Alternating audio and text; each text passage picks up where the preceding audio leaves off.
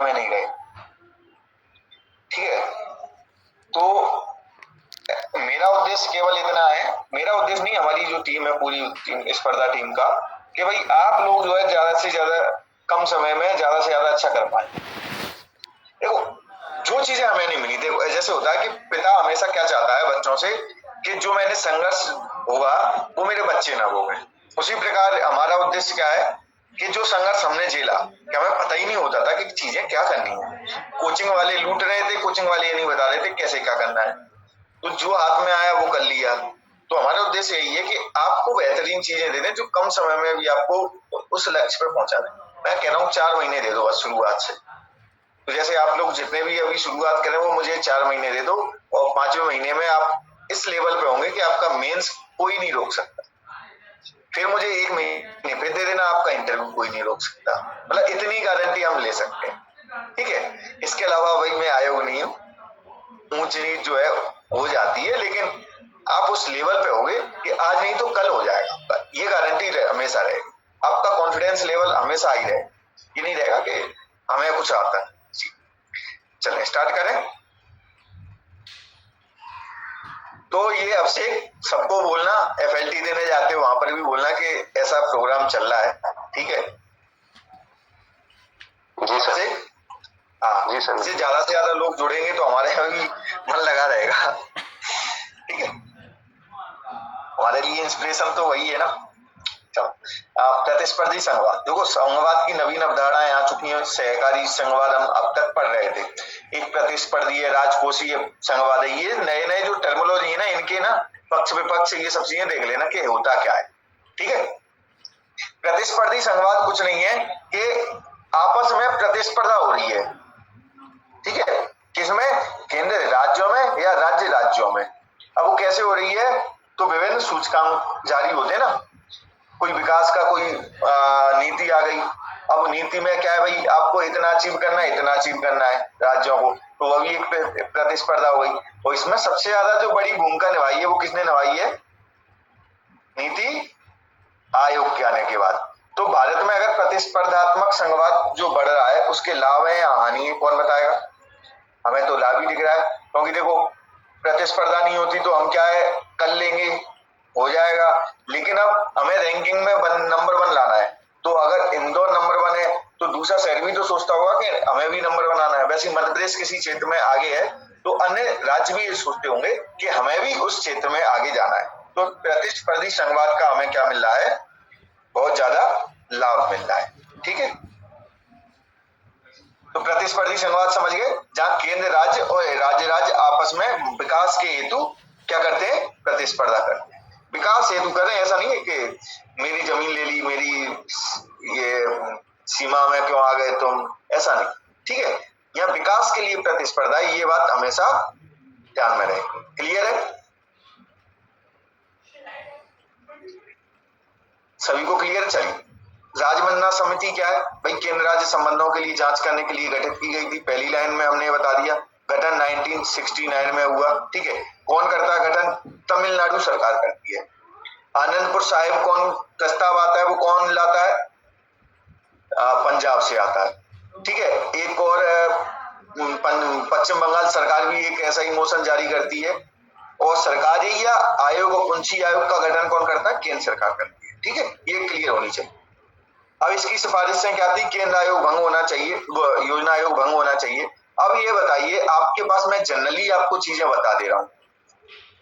आनंदपुर साहिब में, राजमन्नार में, और जो पश्चिम बंगाल जो प्रस्ताव लाता है उसमें क्या सिमिलरिटी है, और कुंची आयोग में, सरकारी आयोग में क्या सिमिलरिटी है, और इनमें आपस कुंची आयोग और सरकारी आयोग और ये तीन जो आ रही हैं उनमें क्या डिफरेंस है? इससे आपको जब भी इस तरीके का क्वेश्चन आएगा आपसे बिल्कुल टैकल हो जाएगा, आप कभी भूलोगे नहीं, रटने की आवश्यकता नहीं पड़ेगी, आप लिख के आ जाओगे सीधा। अभी मैं बता दे रहा हूं, कोई बता पाएगा?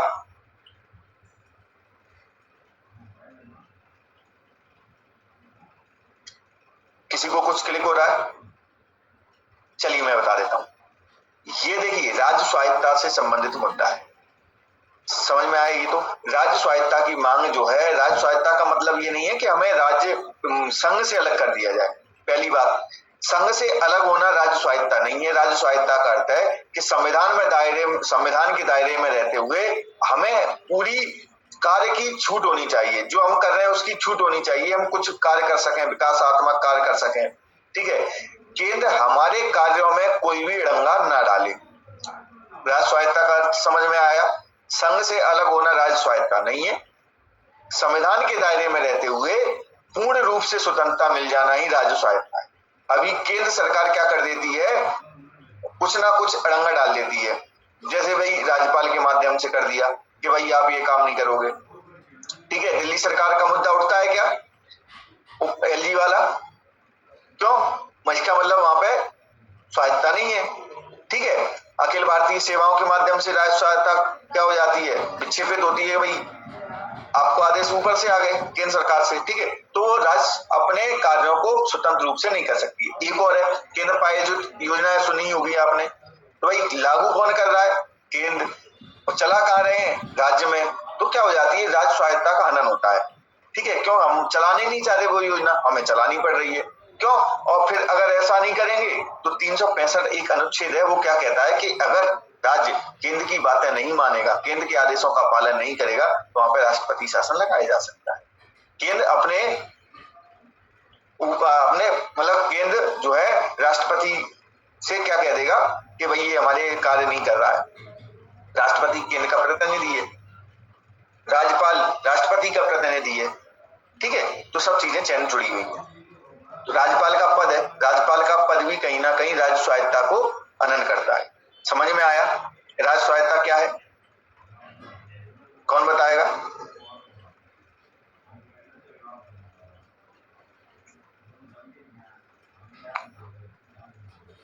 समझ में आया या नहीं आया, फिर हम दोबारा समझाएं, इससे ये चीजें क्लियर हो जाएंगी, राज्य स्वायत्ता क्लियर हो जाएगी। वानी, पुष्मिता, अब से कहा, चलिए कोई भी एक बता दीजिए। काजल आप बताएं राज्य स्वायत्ता क्या हुई, पुष्मिता आप बताएं।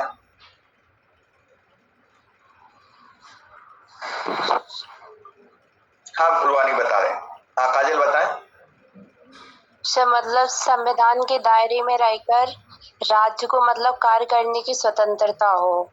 हाँ, किसी भी प्रकार का कोई भी अड़ंगा ना डाल पाए। हाँ, ठीक है, केंद्र सरकार कि आप ये नहीं ये करोगे। ठीक है, केंद्र ऐसे कार्य ना थोप दे राज्य पर जो वो करना ही नहीं चाहता। ठीक है, तो समझ में आया रुवानी कि केंद्र सरकार कोई भी ऐसे कार्य नहीं करवाए राज्य से जो राज्य स्वयं नहीं करना चाहता। दूसरा, राज्य अपने कार्यों में पूर्ण रूप से स्वतंत्र हो। ठीक है, तीसरा, ऐसी कोई संस्था या ऐसी कोई चीजें ना हो जो राज्य को कार्य करने से रोकती हो, जैसे कि राज्यपाल का पद है, अखिल भारतीय सेवाएं हैं, ये क्या है, कहीं ना कहीं राज्य की स्वायत्ता का हनन ही करती हैं। राज्य नहीं करना चाहता, वो अभी उसको करना पड़ता है। ठीक है, जैसे कि राज्य स्वायत्ता, अब हमारे जो मध्य प्रदेश में भारत में राज्य स्वायत्ता इस प्रकार की कहीं नहीं दी गई है, लेकिन मांग सब कर रहे हैं। लेकिन हमारे यहाँ स्वायत्त जिलों की अवधारणा जरूर है। स्वायत्त जिले सुने हैं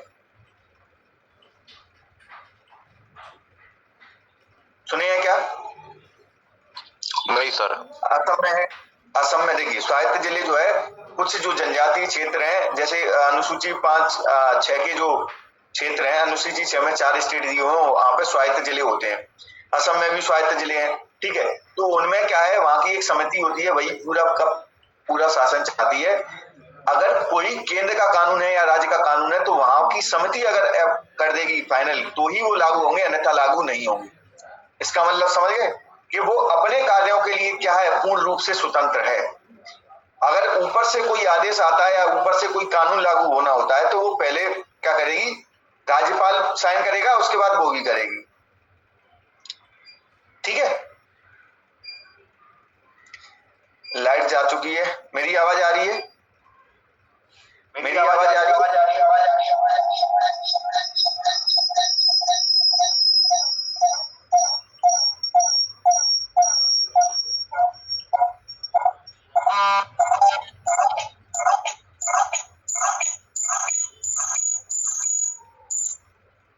चलिए, मेरी आवाज आ रही है? Yes sir. ठीक है, हाँ, तो राज्य स्वायत्ता का मतलब समझ गए। अब स्वायत्ता का मैटर था। ये तमिलनाडु या पश्चिम बंगाल है, उस समय पर पंजाब था, क्या चाहते थे? राज्य स्वायत्ता चाहते थे कि भाई राज्य जो है अपने कार्यों में स्वतंत्र हो। लेकिन केंद्र सरकार ऐसा देना चाहेगी या नहीं देना चाहेगी? नहीं चाहेगी, क्योंकि उन्हें एक खतरा ये भी था। आप उसमें था बताएं। पर मेरा प्रश्न है कि राज्य स्वायत्ता का विषय यह क्या केंद्र सरकार पर निर्भर करता है? हाँ भाई, केंद्र सरकार पर इसलिए निर्भर करता है क्योंकि कानून तो देखो, विभिन्न संस्थाओं के माध्यम से ही तो उस पर राज्य स्वायत्ता का आनंद हो रहा है ना। तो विभिन्न संस्थाएं किसकी हैं? केंद्र सरकार की हैं, इसलिए राज्य स्वायत्ता की मांग की जाती है। अब बताइए, योजना आयोग है, राज्य के लिए भी क्या योजना चलेंगी, इसका भी निर्धारण कहीं ना कहीं कौन कर रहा था? योजना आयोग कर रहा, जबकि राज्यों को स्वतंत्रता होनी चाहिए, हम क्या योजना चलाएं। ठीक है। अब जो नीति आयोग है क्या कह देता है? केवल सिफारिश देता है। अब जो केंद्र प्रायोजित योजना है, हमेशा देखना, बिहार में पहले नीतीश कुमार थे, उन्होंने बढ़िया बयान दिया था कि भाई बिहारी जो लैंग्वेज है उनकी, अभी तो एनडीए के घटक हो गए हैं, जब एनडीए के घटक नहीं थे, लालू प्रसाद यादव के साथ, बेटे के साथ में सब सरकार चल रही थी, तब उन्होंने एक बयान दिया था कि भाई हम जो योजना चला रहे हैं वो तो हम पहले से ही चला रहे हैं, और इसमें 40% तो हम हिस्सा दे रहे हैं, तुम 60 दे रहे हो, और तुमने पूरा क्रेडिट ले लिया। समझ में आया कि भाई केंद्र अनेक प्रकार से राज्य स्वायत्ता का आनंद करता है। ठीक है, इसलिए केंद्र से मांग की जाती है हमें स्वायत्ता दी जाए। समझ में आया? आनंद कौन कर रहा है? केंद्र ही तो कर रहा है। क्लियर है? उसमें था? जी सर, क्लियर है, थैंक यू सर। ठीक है। हाँ, कोई और क्वेश्चन हो तो पूछ लेना। अब जो राजमन्ना समिति है, तो अब इनमें आपको एक कॉमन पॉइंट बता दूं, जितने भी स्टेट वाली जो कमिटियां बनी वो क्या कहेंगी? योजना आयोग हटा दो, राष्ट्रपति का पद, राज्यपाल का पद हटा दो।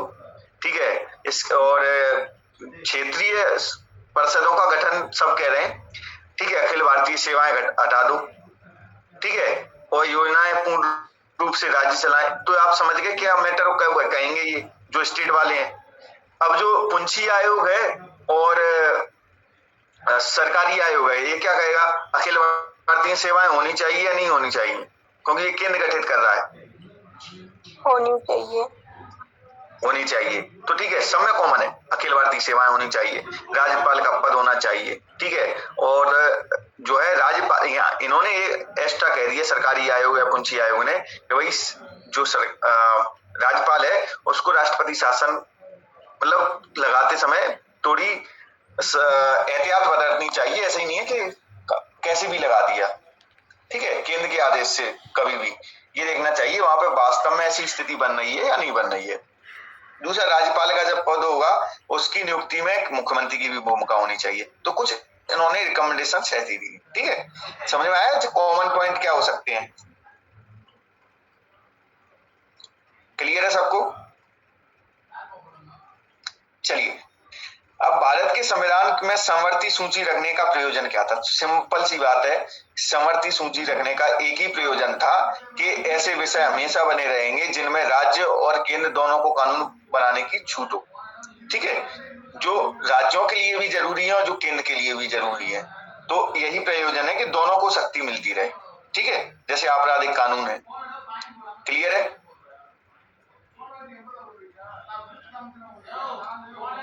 आगे बढ़े। चलिए, अब वित्तीय आपातकाल क्या है? वित्तीय आपातकाल का वर्णन कहाँ मिलता है? अनुच्छेद 360 में। घोषणा कौन करता है? राष्ट्रपति। आधार क्या होता है कि भारत या उसके क्षेत्र में कहीं वित्तीय स्थिति खतरे में हो, या पूरे भारत में वित्तीय आपातकाल लग सकता है उसके, किसी क्षेत्र में लग सकता है, किसी राज्य में लग सकता है, कहीं भी लगा सकता है राष्ट्रपति आदेश द्वारा। लेकिन विशेष क्या है, अभी तक इसका प्रयोग नहीं किया गया है। भारत में एक दो बार स्थितियां ऐसी बनी थी, एक तो 91 में बनी थी। ठीक है, तो तब भी हमने क्या वित्तीय आपातकाल नहीं लगाया था। ठीक है, एक भी बार प्रयोग नहीं किया है।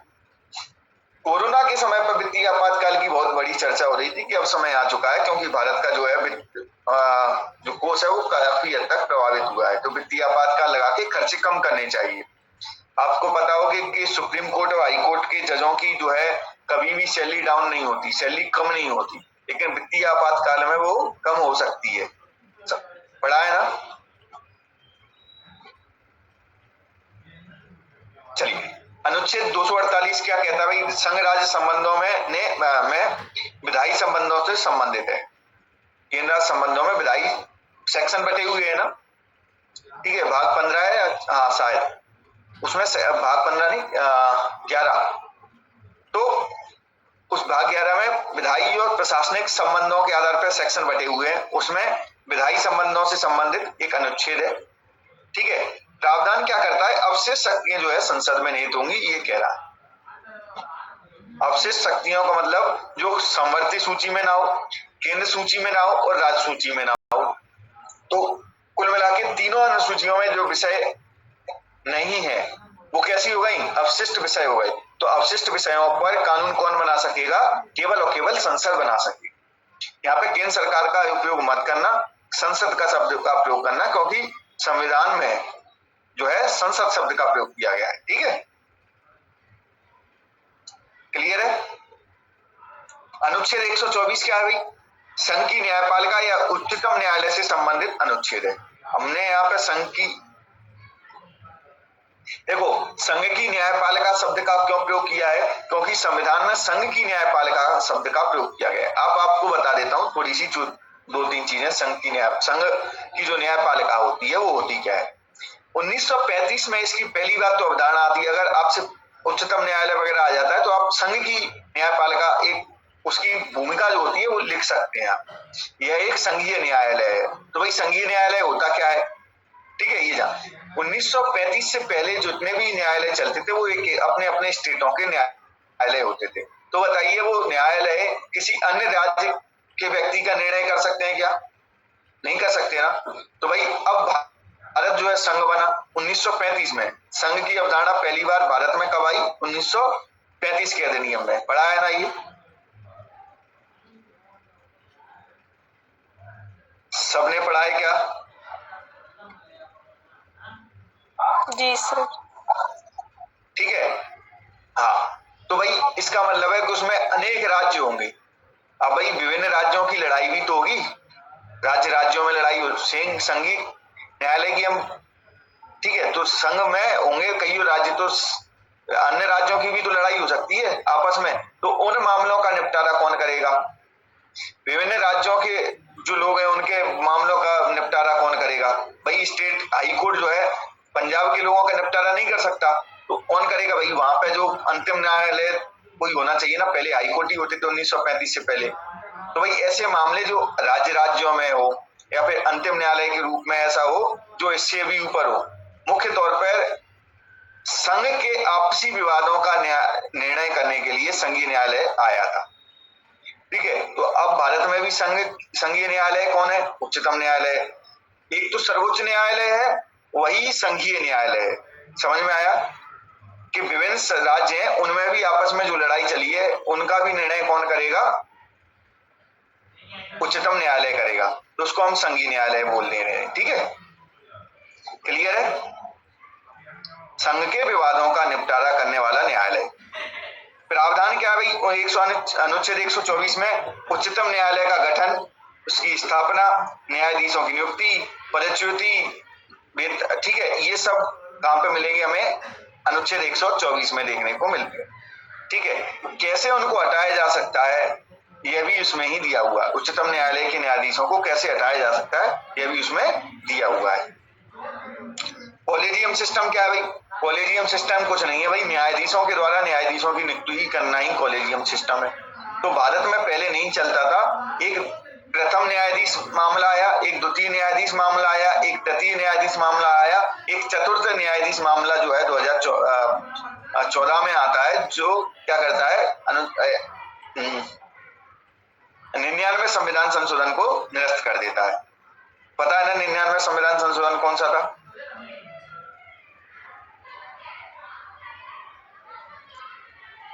एनजेएसी, ठीक है, हाँ।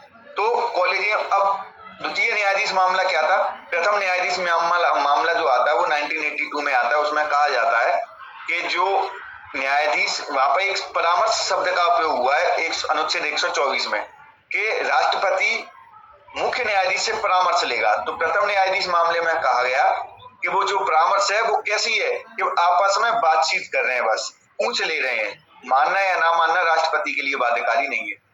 फिर द्वितीय न्यायाधीश मामला आया जब 1993 में, तो कह दिया कि कम से कम 2 न्यायाधीशों से जो मुख्य न्यायाधीश है वो पूछेगा, साथ में जो मुख्य न्यायाधीश परामर्श देगा वो कैसा होगा, बाध्यकारी होगा। उसी के अकॉर्डिंग राष्ट्रपति क्या करेगा, नियुक्ति करेगा। इसका मतलब कॉलेजियम सिस्टम स्थापित हो गया, स्थायी हो गया। क्लियर है? क्या नियुक्ति कौन कर रहा है, राष्ट्रपति। लेकिन राष्ट्रपति किसकी सिफारिश पे कर रहा है, मुख्य न्यायाधीश की। और मुख्य न्यायाधीश अपनी सिफारिश अकेले दे रहा है या फिर किसी अन्य लोगों के साथ मिलकर ले रहा है निर्णय, 2 अन्य न्यायाधीशों के साथ मिलकर ले रहा है। फिर तृतीय न्यायाधीश मामला आता है, तृतीय न्यायाधीश थर्ड मामले में क्या कह दिया जाता है कि अब जो 2 है नहीं, वो नहीं 2 नहीं होंगे, अब 4 होंगे। मतलब मुख्य न्यायाधीश 4 अन्य वरिष्ठतम न्यायाधीशों से पूछकर ही कोई निर्णय लेगा कि हमें किसको जज बनाना है। उसकी सिफारिश सीजीआई किससे कर देगा, राष्ट्रपति से कर देगा, और राष्ट्रपति उन्हीं में से किसी को क्या बना देगा, न्यायाधीश नियुक्त कर देगा। समझ में आया? कॉलेजियम सिस्टम, न्यायाधीशों के द्वारा किस प्रकार तरीके से न्यायाधीशों की नियुक्ति की जा रही है, इसी को हम क्या कह रहे हैं, कॉलेजियम सिस्टम कह रहे हैं। क्लियर है क्या?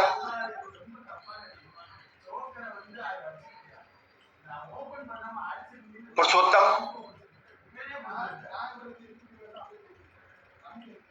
पुरुषोत्तम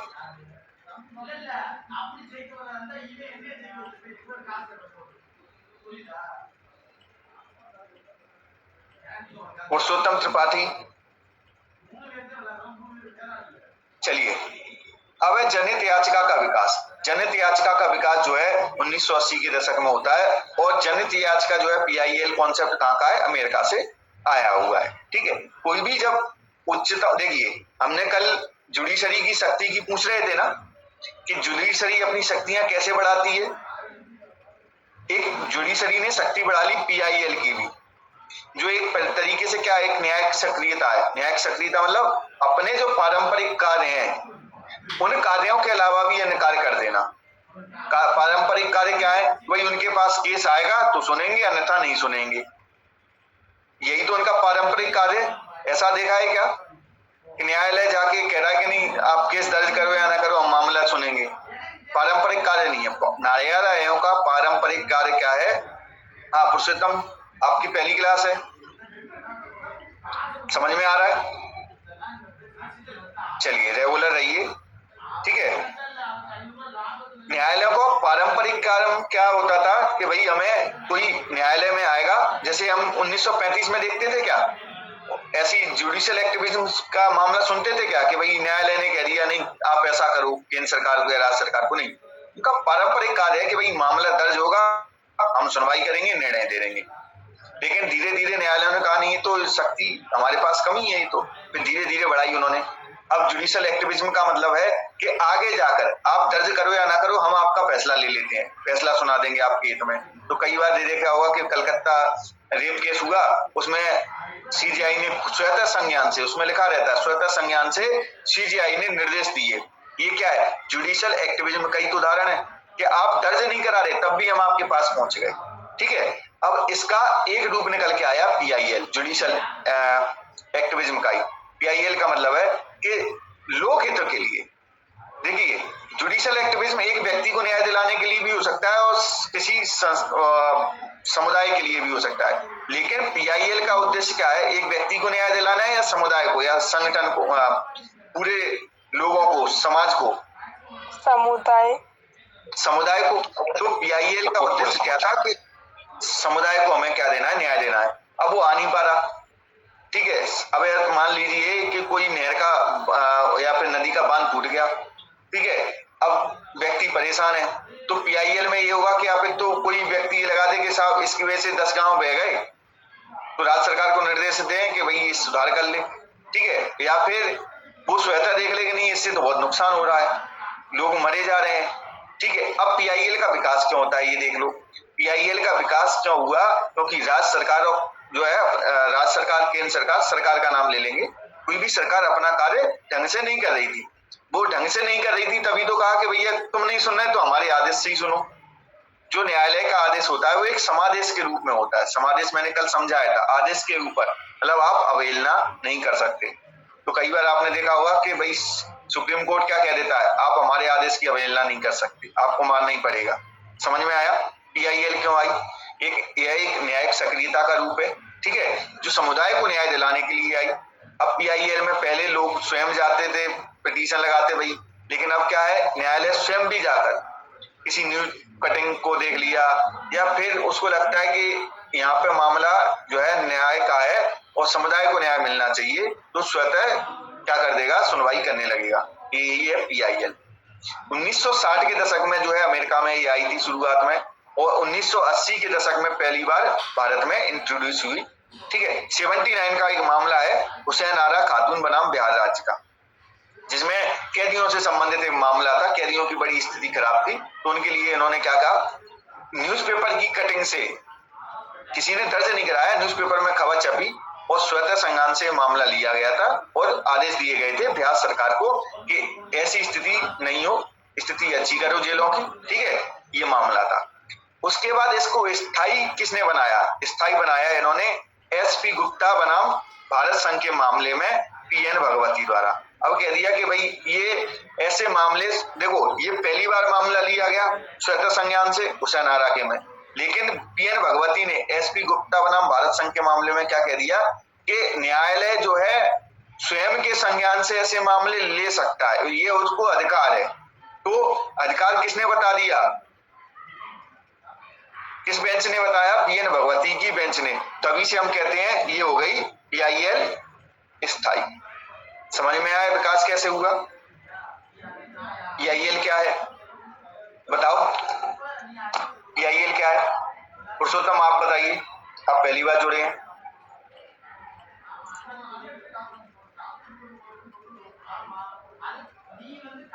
सर किसी सामुदायिक मुद्दे पर मतलब एक टॉपिक को उठाना, न्यायालय के समक्ष लेके आना करके, मतलब समुदाय को न्याय दिलाने के लिए या समाज को न्याय दिलाने के लिए, ठीक है, न्यायालय द्वारा निर्णय दे देना। पीआईएल ये निर्णय देती है, आदेश देती है, ठीक है। निर्णय नहीं होता, वो आदेश होता है, ठीक है। निर्णय शब्द का उपयोग नहीं करेंगे और इसमें मुद्दा केवल जनहित का ही उठाया जाएगा, ठीक है, और व्यक्तिगत मामले नहीं इसमें उठाए जा सकते। क्लियर है सबको? आगे बढ़े। अजय, पुष्मिता, स्वाति, पुष्मिता आपके कोई सवाल? ठीक है, आप सवाल पूछते रहे करिए, ठीक है सब लोग, इससे आपको भी क्वेरी आएगी, तभी आपकी सही चीजें होंगी। अब जनहित याचिका की हानि क्या? भाई जनहित याचिका की बहुत ही हानि है। पहली बात तो हमने एक खबर पढ़ी थी मैंने कि एक सरपंच पर एक व्यक्ति दबाव बना रहा था कि भाई आप पे मैं क्या कर दूंगा, पीआईएल डाल दूंगा कि आपने ये कार्य नहीं किया और आप जो है मुझे इतने रुपए दो, ठीक है। तो आपके खिलाफ मैं क्या नहीं लगाऊंगा, पीआईएल नहीं लगाऊंगा। तो ये क्या है, दबाव के रूप में कार्य करती है, शोषण का आधार हो गया ना, ठीक है। न्यायालय पे पहले ही 4 करोड़ केस जो है पेंडिंग डले हुए हैं, पीआईएल और आ गई। तो जनता क्या है, नहीं साहब, अब जैसे मैंने ग्वालियर में मैंने BA LLB किया हुआ है, ग्वालियर हाई कोर्ट में मैंने प्रैक्टिस भी की हुई है। तो हम लोग क्या देखते थे कि सड़क में गड्ढा खुद गया, लोग पीआईएल डाल दे रहे हैं। जो नए वकील होते हैं, वकीलों को ऐसा है कि नाम कमाना है, तो नाम कमाने का आधार हो गया, तो उन्होंने गड्ढे खुद हुए, चलो पीआईएल लगा दिया। दूसरा, एक हमारे सर थे, जितनी भी बिल्डिंगें होती थी उनके खिलाफ, सबके खिलाफ क्या बंद नहीं होती थी, हाँ ये सुप्रीम कोर्ट में है, तो जो है उनके खिलाफ क्या कर दिया, उन्होंने केस कर दिया, पीआईएल लगा दी कि जो है इनमें मानक पूर्ण रूप से पूर्ण जो मानक होते हैं ना नगर निगम के या फिर राज्य सरकार के, भाई इस आधार पर जो है इंफ्रास्ट्रक्चर बनाया जाएगा, कंस्ट्रक्शन जो होगा इन आधार पर होगा, वो मानक पूर्ण नहीं हो रहे हैं। अब बिल्डिंग वाले क्या कहेंगे, भाई अब काम रुक जाएगा 6 महीने भी, तो कितना नुकसान हो जाएगा। तो 1-1 लाख रुपए भी उनको दे देते थे, मतलब आपने 10 के खिलाफ लगाई तो 1-1 लाख से मतलब 10 लाख आ गए आपके। अब ये हो गया ना शोषण, हित देखा है आपने, शोषण देखा आपने, शोषण मतलब शोषण के लिए पीआईएल। तो पीआईएल का मिसयूज बहुत हुआ। शक्ति के पृथक्करण के सिद्धांत के खिलाफ है, भाई राज्य को ही आदेश देगी, सरकार को ही तो आदेश देगी, ये केंद्र सरकार को दे सकती है, स्थानीय सरकार को दे सकती है, कुल मिला के सरकार को आदेश दे रही है। तो भाई ये कहीं ना कहीं क्या है, जुडिशरी का काम क्या है, न्याय करना, कि बार बार सरकार को आदेश देना। जुडिशरी का मेन काम है न्याय करना, तभी तो ठीक है। तो 84,000 केसों को निपटाओ पहले, बार बार राज्यों को क्यों आदेश दे रहे हो? ठीक है, समझ में आया क्या हानि हो सकती है PIL की? अवैध तदर्थ न्यायाधीश एडहॉक, ठीक है। वर्णन कहाँ मिलता है? मैं अनुच्छेद 127 में नियुक्ति कौन करता है? CJI नाम निर्दिष्ट करता है किसी व्यक्ति को। वो व्यक्ति कौन होता है? हाई कोर्ट का। हाँ पुरुषोत्तम, उसमें था सर एक क्वेश्चन था कि PIL के जन्मदाता भारत में किसे माना जाता है? तो सर हम अगर ऑप्शन में अगर सर PN भगवती हो या और न्यायमूर्ति कृष्णा अय्यर हो तो किसको सेलेक्ट करेंगे? दोनों को। पहली बात तो अलग अलग आएंगे नहीं, किसी भी हालत में नहीं आएंगे, ठीक है। सर दोनों, अगर दोनों आता है एग्जाम में तो एक को चुनना हो तो उसको उस पे किसको लिखेंगे सर? PN भगवती को, क्योंकि देखो जो हुसैन आरा का केस था उस समय पर शायद कृष्णा जो है वो थे CJI थे, उनकी ब्रांच का केस था, तो उन्होंने पहली बार PIL ली थी। और स्थायी जब बनी थी वो मुझे क्लियर याद है, PN भगवती उस समय पे CJI थे, उन्होंने स्थायी कहा कि भाई आज अब से क्या है, ऐसे मामले उठाए जा सकते हैं और ये न्यायालय कर सकता है, ठीक है। तो PN भगवती ने उन्होंने कहा था, इसलिए PN भगवती को ही जनक कहते हैं। ठीक है सर, क्लियर है? पुरुषोत्तम आप पूछिए। पुरुषोत्तम, चलिए पुरुषोत्तम आप सवाल पूछिए अपना, ठीक है। और कब कर सकता है? जब आज सुप्रीम कोर्ट में न्यायाधीशों की गणपूर्ति ना हो रही हो, ठीक है। तो कब कर सकता है? जब सुप्रीम कोर्ट में गणपूर्ति ना हो रही हो। नियुक्ति कौन करेगा? CJI करेगा। CJI एक व्यक्ति को जो हाई कोर्ट का जज होगा उसको नाम निर्दिष्ट कर देगा और राष्ट्रपति उसकी नियुक्ति कर देगा, ठीक है। तदर्थ न्यायाधीश, ऐसे न्यायाधीश कैसे लिखने हैं? क्लियर है सबको? अब ये मुद्दा कौन निपटा पाया? ये जो है, जो हम केंद्र प्रायोजित योजना वाला जो हमने अभी समझा था, वो प्रश्न समझ पाया ये कोई? केंद्र प्रायोजित योजनाएं हमेशा केंद्र और राज्यों के बीच विवाद का विषय रही है, प्रासंगिक उदाहरण देते हुए चर्चा की। कौन समझ पाया ये प्रश्न? समझ में आ रहा है?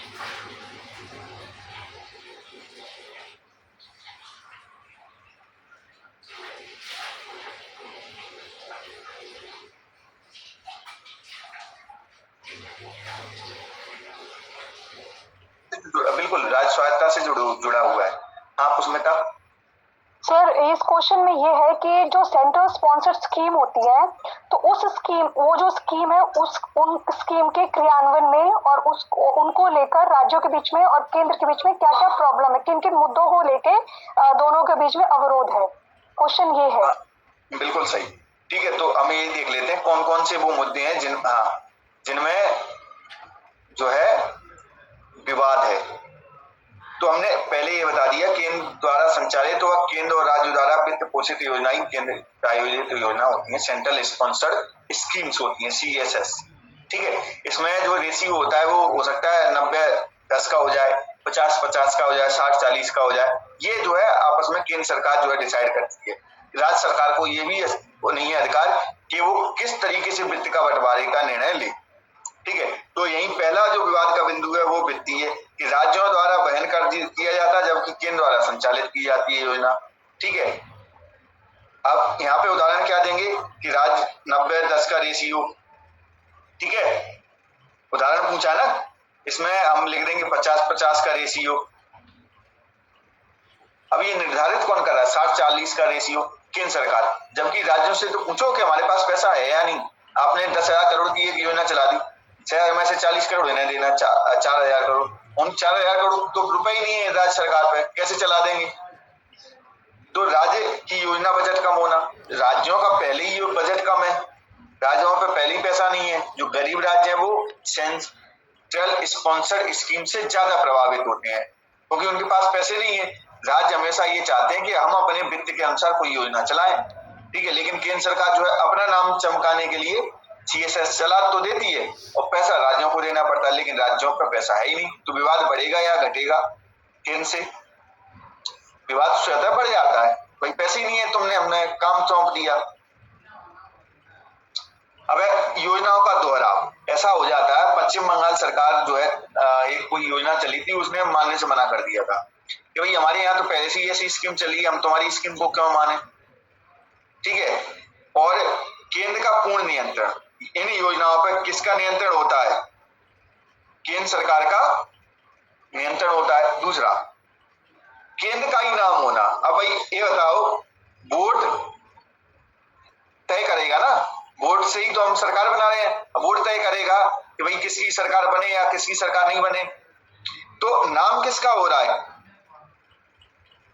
केवल केंद्र का।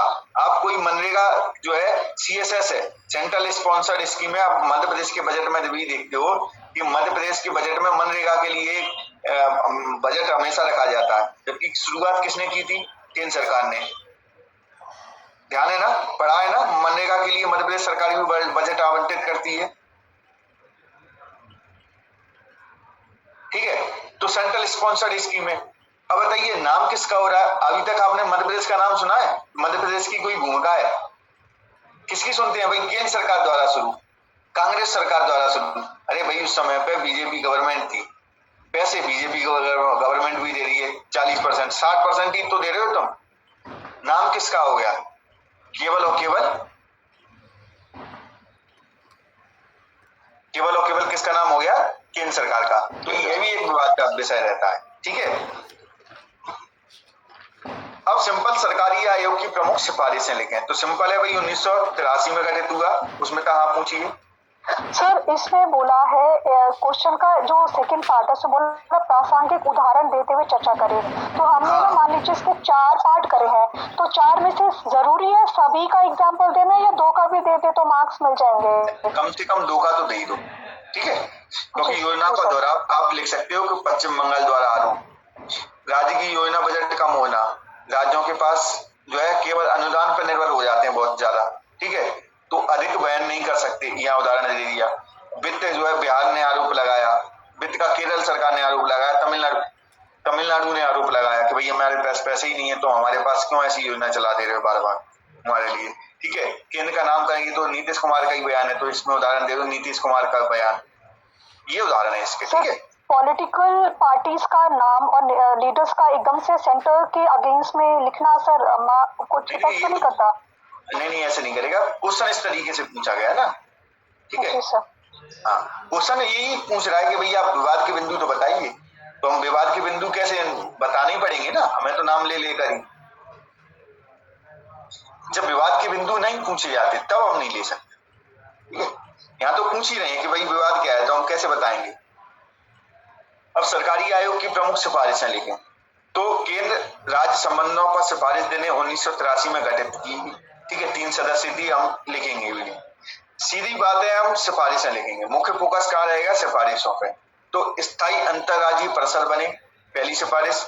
राष्ट्रपति शासन का संभाल कर प्रयोग करना चाहिए। क्षेत्रीय परिषदों का गठन होना चाहिए। राज्यपाल की नियुक्ति में मुख्यमंत्री की भूमिका होनी चाहिए। अखिल भारतीय सेवाएं मजबूत होनी चाहिए। राज्यपाल का कार्यकाल 5 वर्ष निश्चित होना चाहिए, उसको कभी भी ट्रांसफर नहीं होना चाहिए बेवजह। और राज्यपाल द्वारा बहुमत की स्थिति में ही बहुमत की स्थिति में हो जब राज्य विधानसभा, तब भंग नहीं करनी चाहिए। इस जब 70 और 80 के दशक में इतनी विधानसभाएं भंग की राज्यपाल ने, जिसकी कोई हद नहीं है। ठीक है। इसलिए कि SR बॉम्बई का केस आता है 1994 में, वो कह देता है कि नहीं इस तरीके से आप कोई भी राज्य सरकार जो है विधानसभा भंग नहीं कर सकते, राज्य सरकार का विघटन नहीं कर सकते। ठीक है। विधानसभा का विघटन और राज्य सरकार का विघटन दोनों अलग चीज है। जब कहीं राष्ट्रपति शासन लगता है तो आपको बता दूं सरकार का विघटन होता है, सरकार कार्य करना बंद कर देती है, ना कि विधानसभा। विधानसभा बिल्कुल जीवित रहती है। फिर विधानसभा को विघटित करने के लिए अलग से आदेश पारित करना होता है। ठीक है। समझ में आया? ये सिफारिश है। हम जैसे पुंछी आयोग आया उसमें भी हमें ऐसे ही कर देना, 2006 का है।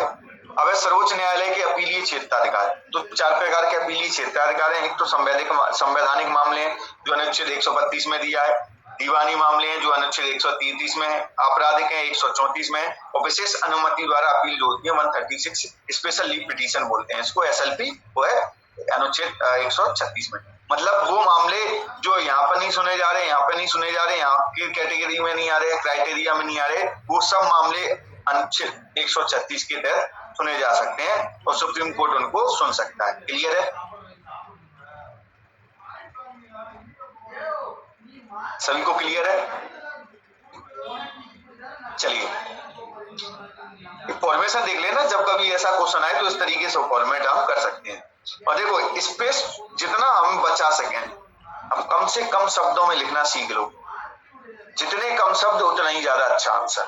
ये एक बात ध्यान रख लो, ठीक है? शब्द ज्यादा ना हो, भाषा का प्रयोग ना हो, कंटेंट अच्छा हो, कंटेंट ज्यादा अच्छा हो और कम शब्दों में हो, यही आंसर की डिमांड है। क्लियर है?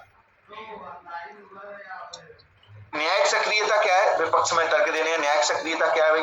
साधारण भाषा में कहें, न्यायपालिका द्वारा अपनी पारंपरिक सीमाओं के बाहर जाकर कार्यपालिका विधायिका के क्षेत्र में हस्तक्षेप करना हम न्यायिक सक्रियता कह देते हैं। पारंपरिक कार्य हमने बता दिए, 2010 है 6 है, हो सकता है नहीं 2010, मुझे 2006 पता नहीं कैसे ध्यान रह रहा है। ठीक है, परंपरागत जो कार्य होते हैं न्यायालय के, क्या कार्य है बताइए? न्यायालय के परंपरागत कार्य क्या है?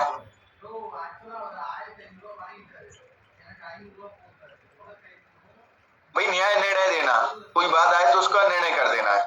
लेकिन अब ये क्या कर रहा है? न्यायालय विधायिका के कार्यों में हस्तक्षेप कर रहा है, कार्यपालिका के कार्यों में हस्तक्षेप कर रहा है। तो भाई विपक्ष में तक क्या है? शक्ति पृथक्करण का विरोध है।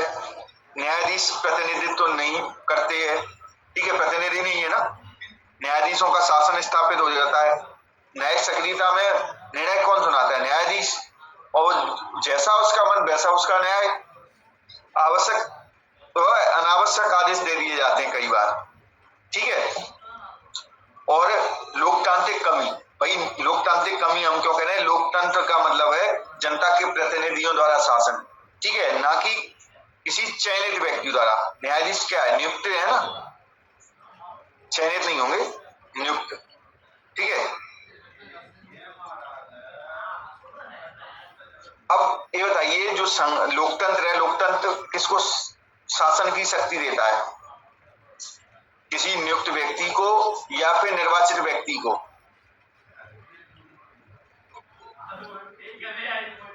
निर्वाचित व्यक्ति, ठीक है, और जबकि ये न्यायाधीश निर्वाचित नहीं है। ठीक है, तो हमने विपक्ष में तर्क लिख दी।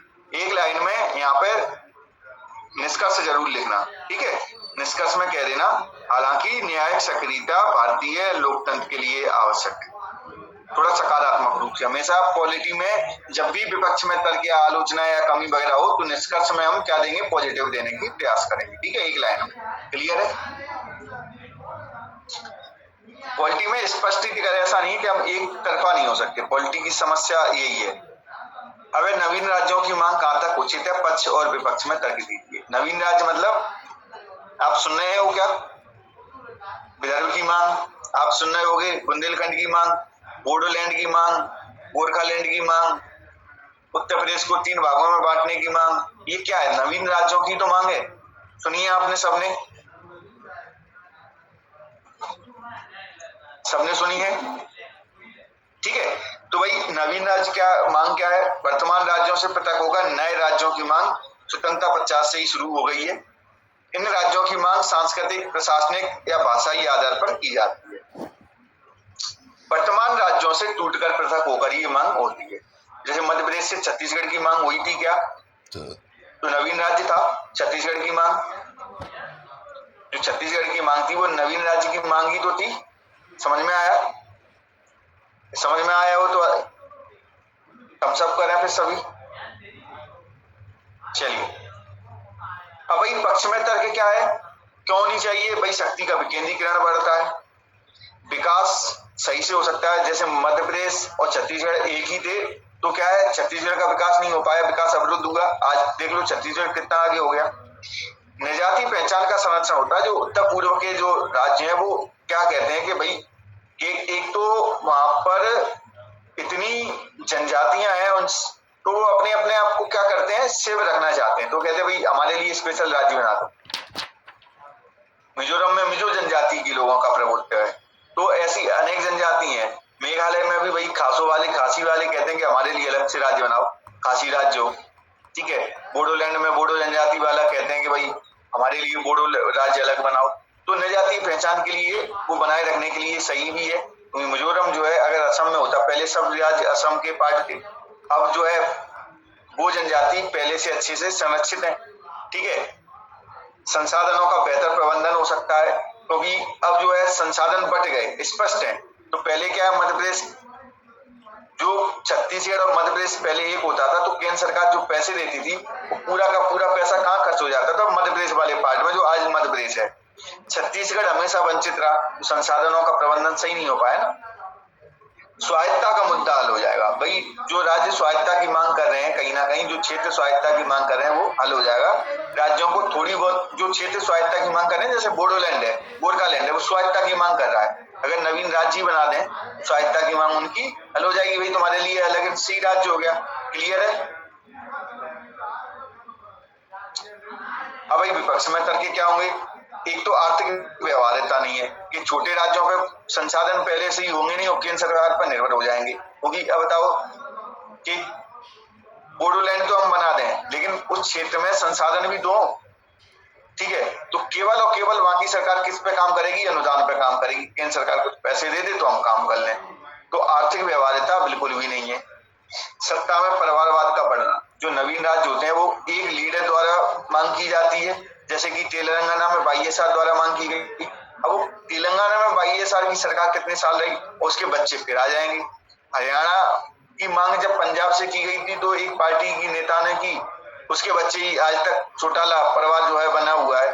तो परिवारवाद की समस्या हमेशा देखी जाती है क्योंकि एक लीडर होता है जो मांग कर रहा होता है। समझ में आया ये मुद्दा?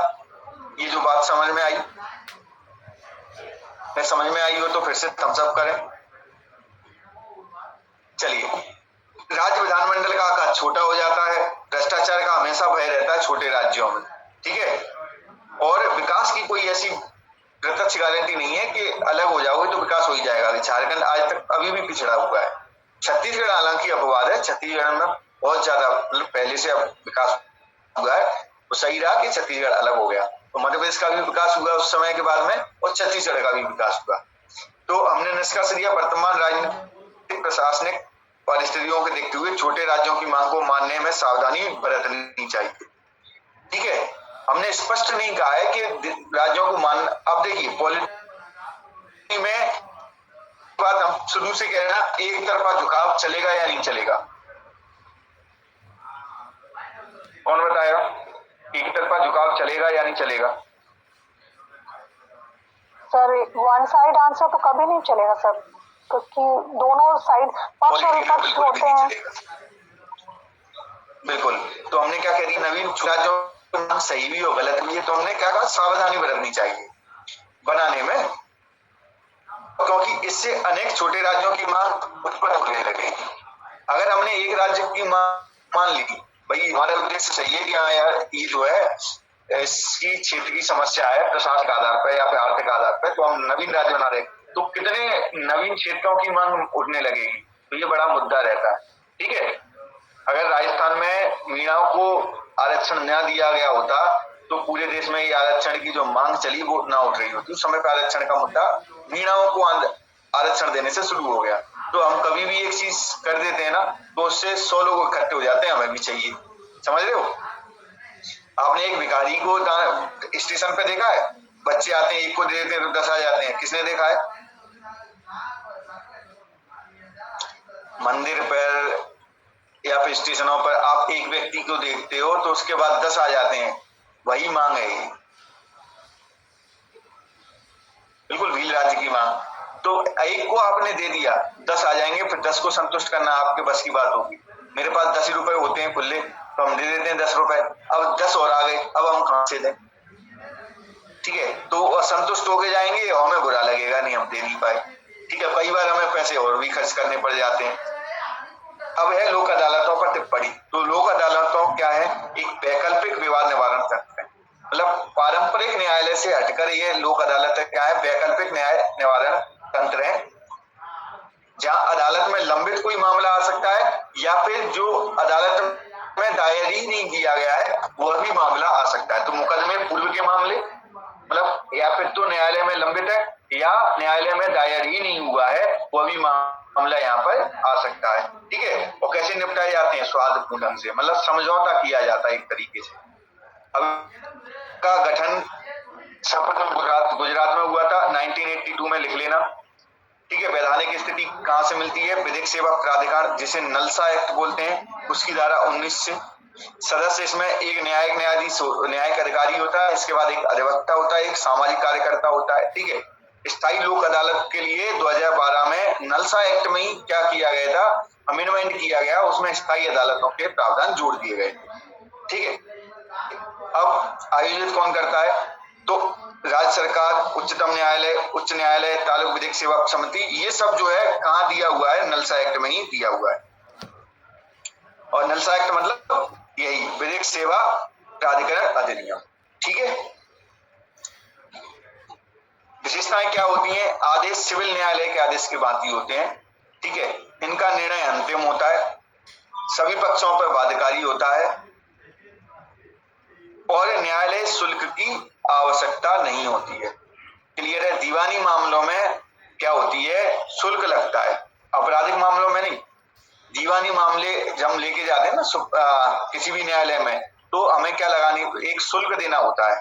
ठीक है, जो मामले की 10% तक होता है शायद, जैसे 1 करोड़ का मामला है तो हमें दीवानी शुल्क जो है, जो उसका केस का शुल्क होगा वो 10% तक हो जाता है। लेकिन एक ऐसी लिमिट होती है भाई 10 लाख से ज्यादा नहीं हो पाएगा, ऐसी भी एक लिमिट भी होती है। खैर उसकी लाभ क्या है? इसके विवाद शुल्क नहीं लगता, तो भाई गरीब से गरीब आदमी भी जा सकता है। विवादों का स्वादपूर्ण निपटान हो जाता है, तो वैध दुश्मनी इसमें होती ही नहीं है। त्वरित न्याय होता है, आए आपने मामला लगाया, दोनों पक्षों की सुनवाई हुई, तुरंत ही निर्णय ले जाओ। आए वैसे न्यायालय में के 10-10 साल सुने ना, सिविल मामला 25-25, 50-50 साल चल रहा होता है। यहाँ पर क्या है, आप आओ और तुरंत निर्णय लेके चले जाओ। ठीक है, और सरल कार्यवाही होती है, कोई कार्यवाही होती नहीं है असल में। बिल्कुल आओ, सुनो, दोनों पक्षों की बात सुनेंगे, निर्णय। परिणाम क्या हुए? अनेक कानूनी लड़ाइयां समाप्त हो गई और ये डेटा है तो इतने विवादों का निपटान हो चुका है। समस्या क्या है? लोगों द्वारा अभी तक कम भागीदारी देखी जा रही है। ठीक है, क्योंकि विवाद हमारे यहाँ कैसा है कि हमें ही न्याय चाहिए, और ये क्या करवाता है? समझौता। तो भाई कुछ मामलों में तुम्हें संतुष्ट होना पड़ेगा, कुछ मामलों में दूसरे पक्ष को, लेकिन संतुष्ट होना कोई चाहता है क्या? नहीं। तो हम क्या करते हैं भाई, कोर्ट में ही चले जाते हैं, नहीं हमें भी चाहिए। तो कम भागीदारी है इस कारण से। तकनीक का प्रयोग नहीं है भाई, ऐसा नहीं है, तकनीक का प्रयोग होना चाहिए, घर तक लोगों की पहुंच होनी चाहिए। अब मैं नहीं आ सकता लेकिन मुझे विवाद अपना निपटाना है तो ऐसी सुविधा हो, तो तकनीक का भी प्रयोग होना चाहिए। अब इसका निष्कर्ष है, भारत में 4 करोड़ केस लंबित हैं जिनको निपटाने लोक अदालत सबसे कारगर। इनमें कुछ सुधारों जैसे स्थायी लोक अदालतों को बढ़ावा देना, तकनीक का प्रयोग आदि सुधार कर इन्हें और अधिक प्रभावी बनाया जा सकता है। क्लियर है? कोई दिक्कत आज के सेशन में, आज के प्रश्नों में? किसी का कोई क्वेश्चन?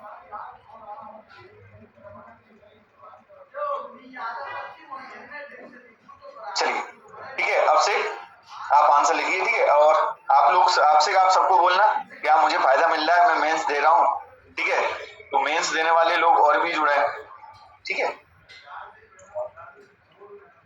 तो गुड नाइट, मिलते हैं कल। Good night sir. Good night. Thank you sir, good night sir.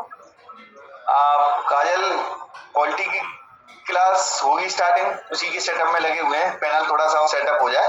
ठीक है, उसका कैमरा सेट होना बाकी है, असल में अभी कैमरा सेट नहीं हो पाया है उसका। ठीक है, जैसे ही कैमरा सेट हो जाएगा वैसे ही हम स्टार्ट कर देंगे। पैनल पे ही लेंगे, डिजिटल पैनल पर। ठीक है, चलिए।